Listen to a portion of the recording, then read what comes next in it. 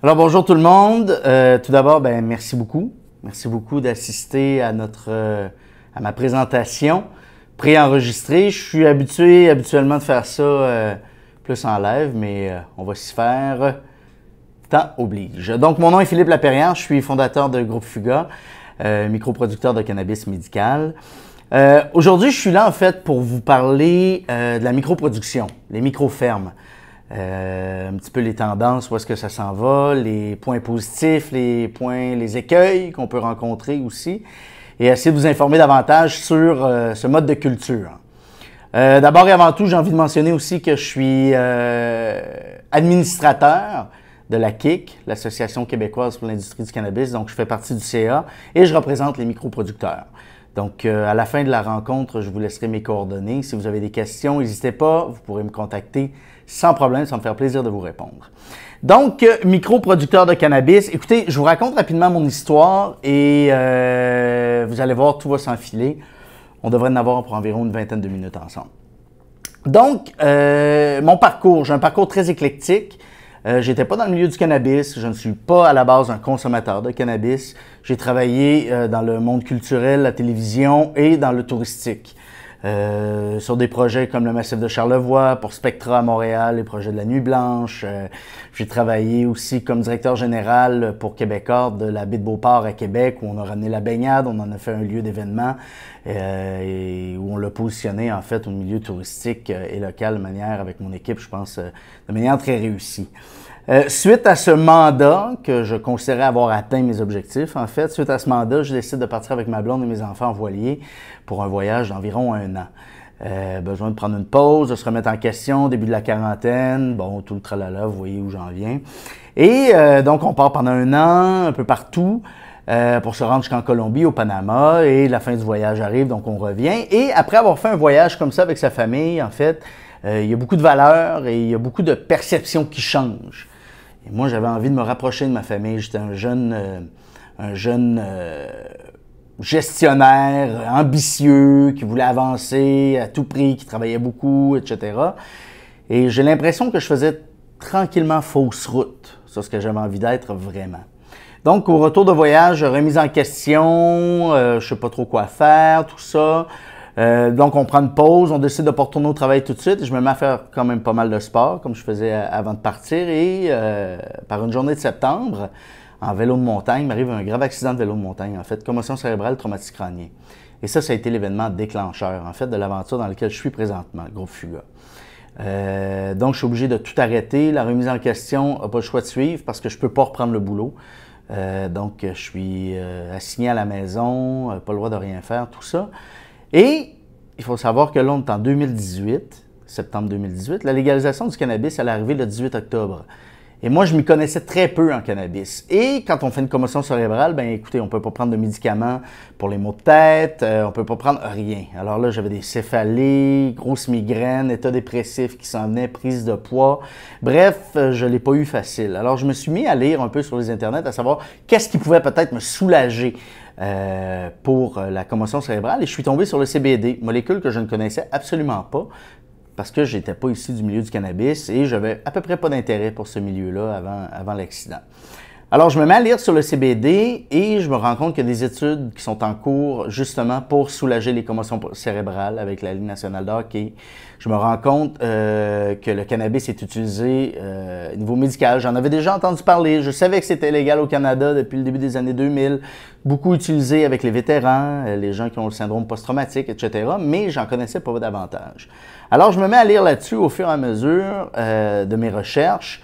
Je me rends compte que cette plante est absolument fascinante, a des vertus incroyables, qu'il y a encore beaucoup de données empiriques à aller chercher, mais ça allume en moi quelque chose. Alors, le 18 octobre arrive, je m'en vais à SQDC, je m'en vais acheter du CBD, je me roule un joint, j'ai des maux de tête, moi ça fait déjà 1 mois et demi, je suis sur le carreau, c'est plate, ça va pas bien, et en moins de 3 minutes, les maux de tête disparaissent. Alors là, je suis comme abasourdi, je regarde ma blonde, je fais un peu, il y a quelque chose là. Ça marche. Donc, je continue mes lectures et je regarde à peu près tous les films qui existent sur le cannabis sur Internet, toutes les téléséries, tout ça. Et au fil de mes recherches, je me rends compte qu'il y a un congrès à Vegas un très, très gros congrès, en fait, sur le cannabis. Je décide de prendre le peu d'économie qui nous restait parce qu'un envoyé, veut pas, ça coûte cher. Et je décide de prendre l'avion et de décoller vers Vegas pour aller chercher de la donnée parce que mon intuition me dit que je devrais creuser dans ce sens-là. Alors, je me rends là-bas et je suis absolument renversé de voir à quel point l'industrie du cannabis était déjà très évoluée. On est en 2018, je vous rappelle. Il y a une grosse ferveur autour du cannabis. Les stocks à la bourse sont... Écoutez, la valeur est incroyable. Tout le monde regarde ça. Tu as les VP de Coke, les grosses multinationales. Tout le monde est présent. Les conférences sont hyper intéressantes. Alors, je me ramasse la donnée. Là, on est le 11 novembre. Je me souviens très bien de la date. Et le 14 novembre, je reviens à Québec et je décide de m'asseoir et de monter un plan d'affaires. Parce que je considérais que c'était maintenant qu'il fallait plonger et qu'il y avait encore de la place pour des joueurs comme moi dans l'industrie. Alors, un plan d'affaires. OK, quoi? Je fais quoi? Mais surtout, pourquoi je le fais? Alors là, j'hésitais entre producteur standard, microproducteur, je connaissais rien. Alors, au fil de mes recherches, je finis par voir les tenants, les aboutissants de chacun des modèles possibles. Et je me pose surtout la question, pourquoi je veux faire ça? Parce que lever de l'argent, bon, c'est pas quelque chose de nécessairement facile, mais ça se fait. Et il y a comme une mode autour du cannabis, comme je mentionnais, et je sentais que j'allais être capable de lever l'argent, que j'allais avoir besoin de monter le projet. Donc, monter un LP, ça impliquait un producteur standard, mais ça impliquait beaucoup d'argent, beaucoup de fonds, beaucoup de travail, une longue attente pour avoir la licence. Alors, j'ai décidé de me retourner vers la microproduction. Mais pourquoi? C'est la question que je me suis posée. Pourquoi? Parce que, d'abord et avant tout, mes motivations profondes pour le cannabis, c'était vraiment de faire du bien. Donc, j'avais l'impression qu'en microproduction, on pourrait faire un produit de qualité. On pourrait faire un produit qu'on pourrait cultiver avec soin. On aurait le temps, en fait, de conditionner nos plans, de travailler plutôt que de chercher à tout prix à faire de l'argent. Oui, l'argent, c'est quelque chose d'intéressant dans le milieu du cannabis. On espère en faire comme n'importe quel entrepreneur. Mais d'abord et avant tout, mes motivations n'étaient pas le cash. Le cash allait être une conséquence d'un travail bien fait, les conséquences d'un plan d'affaires bien monté, des opérations bien rodées. Donc, pourquoi? Pour faire du bien. Après ça, qu'est-ce qui est intéressant avec la microproduction, c'est que on a le temps. On a le temps de conditionner les plants, comme je disais, mais on a le temps de prendre soin du produit du début à la fin. Contrairement à quand on a des dizaines de milliers de plants qui poussent dans une culture plutôt standard, où il y a des gens qui sont attitrés à chacune des étapes de la culture, en étant dans une microproduction. Donc, on est une petite équipe. Chez Fuga, on va être 4. Tout simplement. Donc, j'ai une agronome, j'ai un ingénieur qui a de l'expérience en culture, j'ai un cultivateur aussi qui vient de la Californie, qui a appris en Californie à faire la culture là-bas, et il y a moi. Donc, on va être 4. Et dans les moments de pointe, bon, on devrait monter, je vous dirais peut-être à 7 employés quand on va faire la trim et la récolte, mais sinon, on est 4 employés à temps plein. Donc, en travaillant en micro, tous les employés sont attitrés à toutes les tâches. Ce qui facilite en fait le suivi des opérations pour avoir un produit de haute qualité, un produit de niche.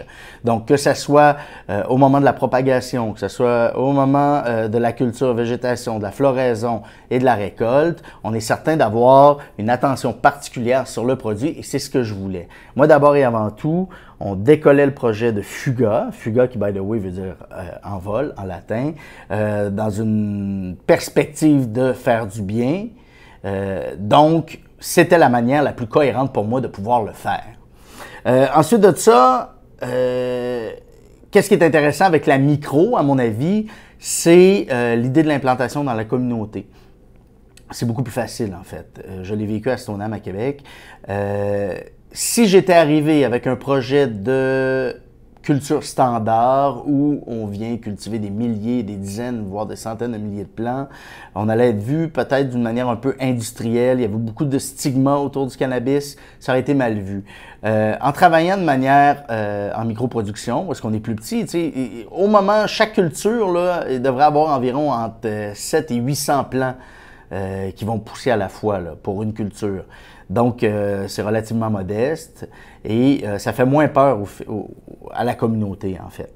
Donc, ça donne plus le temps de s'impliquer dans la communauté. Et pour Fuga, ce qu'on a décidé de faire, c'est que 1% des revenus bruts de l'entreprise sera remis à la communauté pour des projets communautaires, que ce soit pour la Maison des jeunes, la prévention, que ce soit pour les gens moins bien nantis ou quoi que ce soit.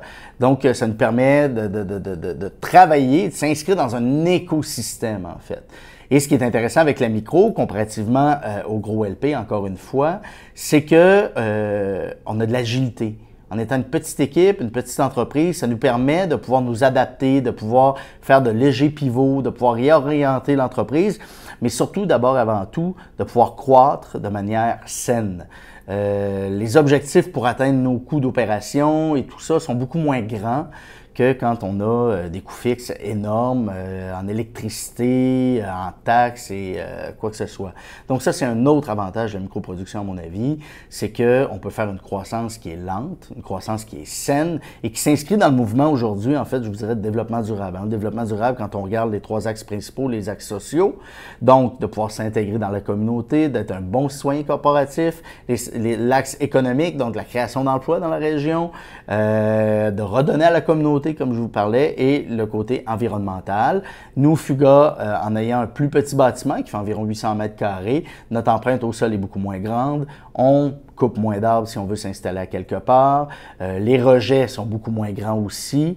Et aussi d'autres autres initiatives qu'on a décidé de prendre avec Fuga, en fait, c'est de replanter un arbre. Chaque arbre qui était coupé allait être replanté. Au final, on a replanté 4 arbres pour chaque arbre coupé.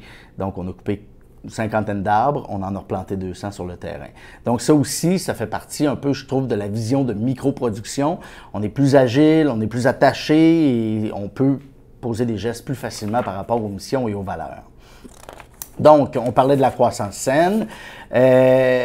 Présentement, il y a un mouvement, vous le voyez, avec la pandémie, avec un peu partout, l'achat local. Et je pense qu'avec la microproduction, ce qui est intéressant, c'est que il y a de la place pour tout le monde dans l'industrie, pour les Albertains, n'importe quoi. Mais au Québec, ce que je trouve intéressant, c'est qu'on va pouvoir développer la fierté locale avec le projet de Fuga. Au départ, on avait une réticence au projet, et c'est normal, comme je vous parlais un petit peu plus tôt, par rapport au stigma, par rapport au préconçu. Mais j'ai pas le choix et force est d'admettre aujourd'hui que Fuga fait partie d'une des fiertés de son âme. Moi, les citoyens, la porte est ouverte. Pour l'instant, on n'est pas encore en opération. Les gens viennent visiter, viennent s'informer, viennent voir comment on fait. Je pense qu'ils sont très impressionnés et deviennent en fait les meilleurs porte-parole de l'entreprise. Et en parlent dans leur environnement, tout ça. Puis on voit que ça a un effet très, très, très bénéfique. Une autre chose aussi avec la micro que je trouve fort intéressant, c'est de pouvoir répondre rapidement aux exigences de la clientèle.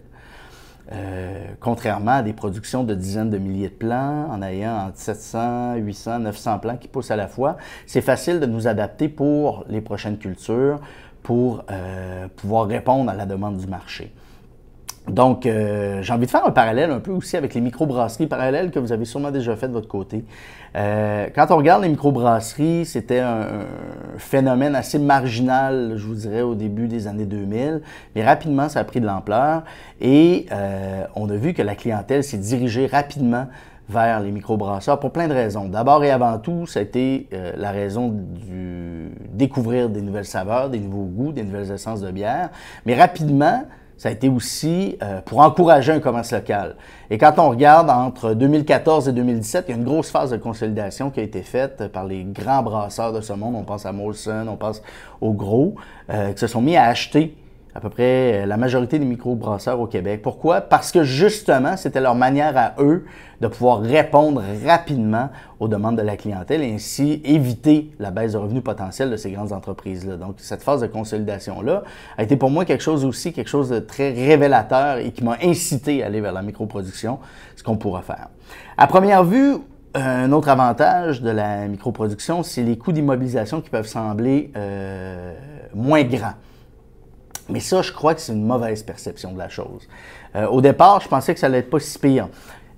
Je crois que c'est utopique de croire qu'on peut monter une microproduction pour en bas d'1 million de dollars. Oui, il y en a qui l'ont fait dans l'Ouest sur des fermes, etc. Mais avec les standards et le climat qu'on a ici au Québec, c'est assez utopique. Moi, je calcule environ pour les coûts d'immobilisation entre 200 et 400 $ environ le pied carré pour monter une microproduction, équipement inclus, pour pouvoir être efficace et avoir un bon rendement dans notre climat. Donc, oui, ça coûte un peu moins cher parce qu'on a moins de pieds carrés, mais ça reste quand même très dispendieux. Et je suis assez surpris aussi, il y a plusieurs gens qui sont venus visiter Fuga, des gens qui ont des projets de microproduction, etc., et qui sont au départ, en fait, et qui voulaient partir un projet pour 750 000 $, 800 000 $. Et ça me fascine de voir à quel point les gens mettent de l'argent, qui ont ramassé toute leur vie, qui ont décidé de tout investir au complet là-dedans. Je trouve que c'est un geste un petit peu kamikaze. Pour réussir à faire un produit de qualité qui va se retrouver sur les tablettes, qui va répondre en fait à ce que la clientèle a besoin, je crois qu'on a besoin d'avoir des équipements de base qui sont solides.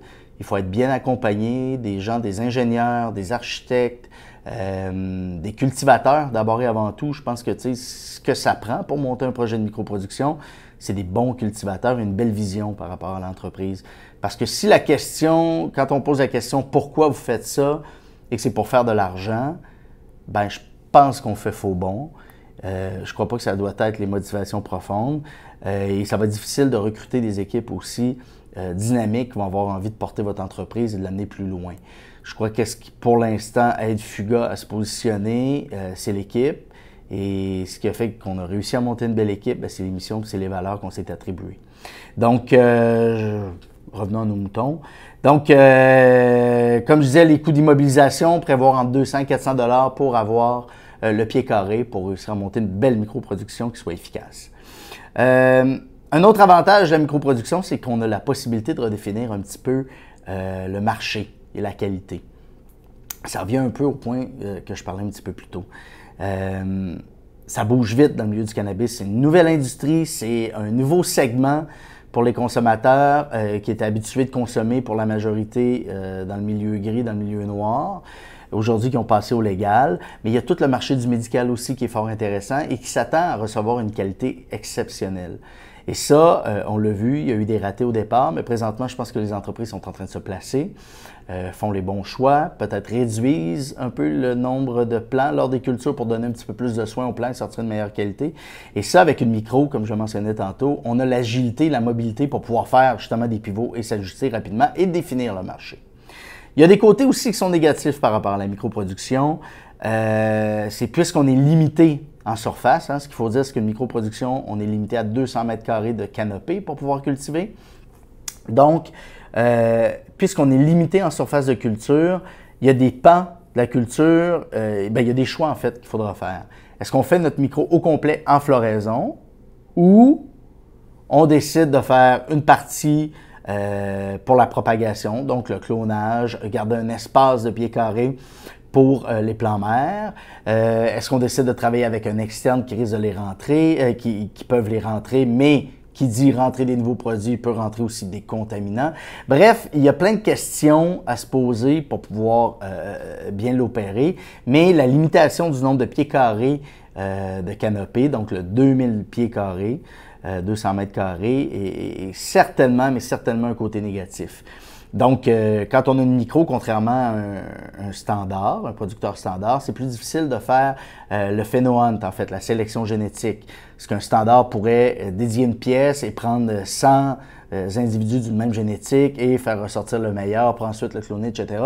C'est pas possible en microproduction. Donc, l'importance de s'inscrire dans un écosystème puis de travailler avec des gens qui vont avoir des pépinières, qui se rattachent à vos valeurs, qui se rattachent à ce que vous avez envie de faire et qui cherchent la même qualité, le même niveau de qualité que vous allez rechercher aussi.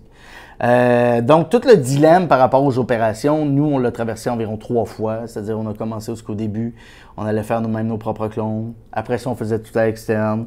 Là, présentement, on l'a ramené à l'interne et on verra comment ça va se placer encore avec le temps. Mais c'est sûr qu'il faut maximiser le nombre de pieds carrés en floraison pour assurer un minimum de revenus pour pouvoir couvrir nos frais. Un autre côté un peu plus négatif, c'est que les coûts de production sont un petit peu plus élevés. C'est normal. Plus on a de masse, plus qu'on a de biomasse, plus les coûts sont plus faibles. si on a une gestion lean, en fait, de la chose. Ensuite de ça, tout ce qui est transformation pour aller vers l'huile et tout ça, c'est à peu près pas réaliste parce que la production de biomasse n'est pas suffisante pour pouvoir envoyer à l'extraction à partir de la microproduction même. Et un autre côté un peu négatif, c'est moins de volume, donc peut-être plus de difficultés à fournir de la matière aux distributeurs.